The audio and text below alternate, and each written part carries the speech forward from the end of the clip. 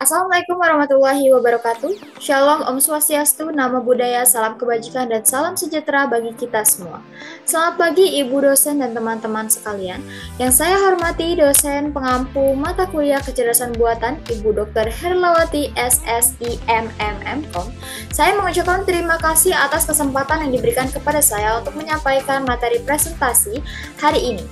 Dalam kesempatan ini, saya akan membahas tentang pembelajaran yang tidak terawasi atau yang bisa dikenal dengan unsupervised learning. Materi ini diambil dari bab 5 dalam mata kuliah kecerdasan buatan Fakultas Ilmu Komputer Prodi Informatika.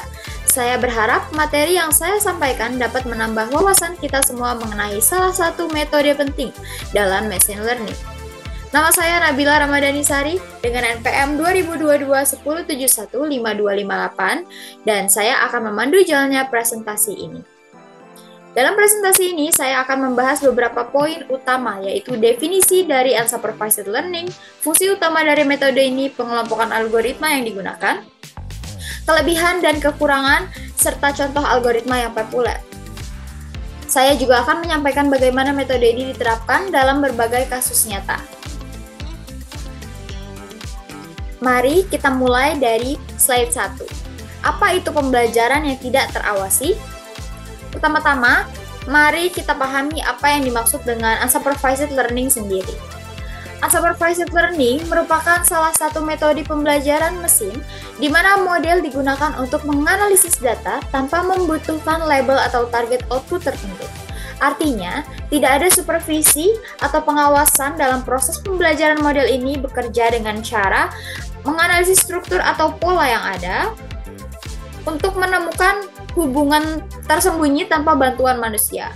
Sebagai contoh, kita bayangkan kita memiliki kumpulan data pelanggan yang mencakup preferensi belanja mereka.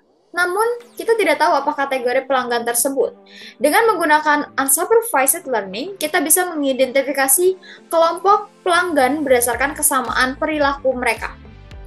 Meskipun kita tidak memiliki label seperti pelanggan setia atau pelanggan baru,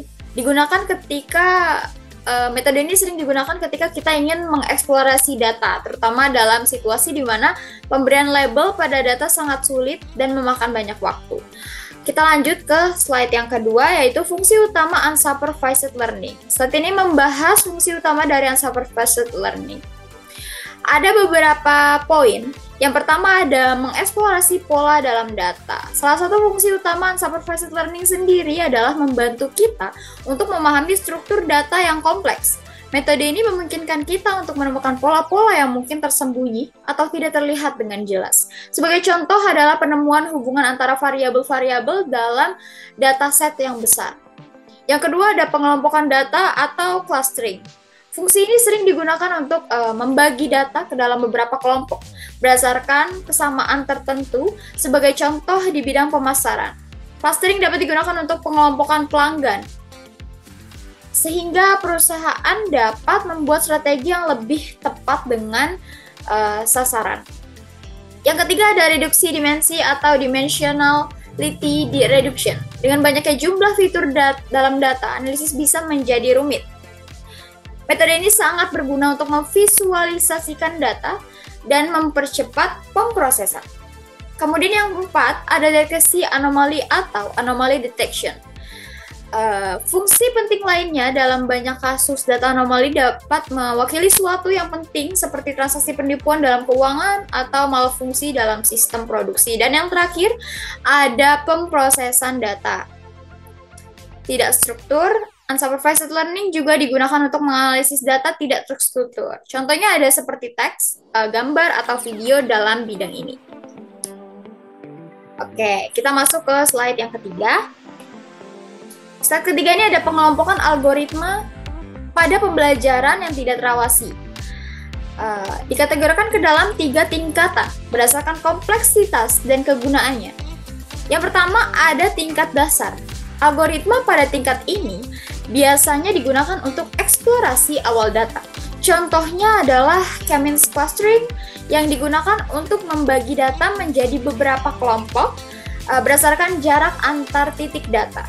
Algoritma ini cocok untuk kasus sederhana di mana jumlah kelompok sudah ditentukan sebelumnya. Kemudian yang kedua ini ada tingkat menengah. Pada tingkat menengah ini, algoritma dirancang untuk menangani data lebih kompleksitas lagi.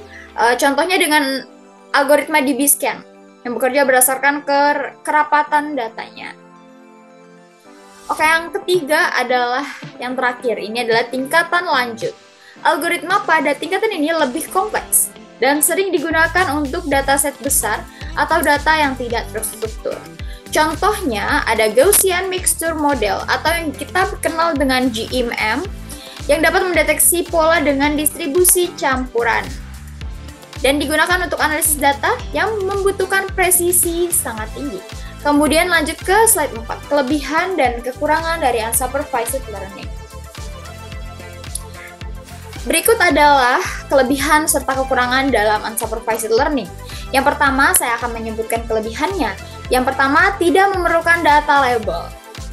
Salah satu keuntungan terbesar dari metode ini adalah tidak membutuhkan data berlabel. Hal ini sangat menghemat waktu dan biaya, terutama untuk dataset besar di mana pemberian label secara manual tidak memungkinkan. Kemudian yang kedua, ada mampu menemukan pola tersembunyi unsupervised learning, dapat mengungkap pola atau struktur yang sebelumnya tidak terlihat. Dan hal ini sangat berguna untuk eksplorasi awal data yang tidak kita ketahui. Kemudian ada fleksibel untuk berbagi jenis data. Metode ini diterapkan pada berbagai jenis data, baik yang terstruktur maupun yang tidak struktur. Ada kelebihan, sekarang ada kekurangannya. Yang pertama, sulit mengevaluasi hasil tanpa label. Tidak akurat atau tidak akurat. Dua, sulit diinterpretasikan. Kadang ditemukan sulit untuk dijelaskan atau digunakan secara langsung. Yang ketiga, ada rentan terhadap noise dan outliers, mengurangi keakuratan hasil model. Kemudian ada slide yang terakhir, ada beberapa algoritma yang sering digunakan dalam unsupervised learning seperti K-means clustering. Algoritma yang bekerja dengan membagi data menjadi beberapa kelompok berdasarkan jarak antara titik data. Algoritma ini mudah digunakan dan cocok untuk analisis awal. Kemudian yang kedua ada DB-Scan, Density Based Bayesian Clustering of Application with Noise.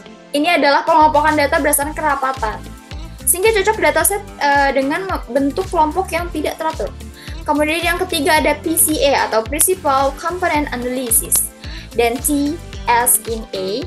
Keduanya digunakan untuk reduksi dimensi. Dan keduanya memiliki tugas masing-masing. TSN membantu memvisualisasikan data dalam dimensi rendah. Yang keempat, ada Gaussian Mixture atau GMM. Digunakan untuk mendeteksi pola berdasarkan distribusi data campuran. GMM sering digunakan dalam pemodelan data yang kompleks.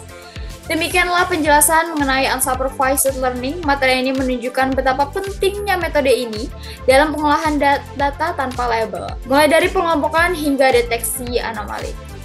Saya harap presentasi ini dapat memberikan pemahaman yang lebih mendalam dan dapat diaplikasikan dalam studi atau pekerjaan teman-teman yang lainnya. Kurang lebihnya mohon maaf. Saya Nabila Ramadhanisari, pamit undur diri. Wassalamualaikum warahmatullahi wabarakatuh.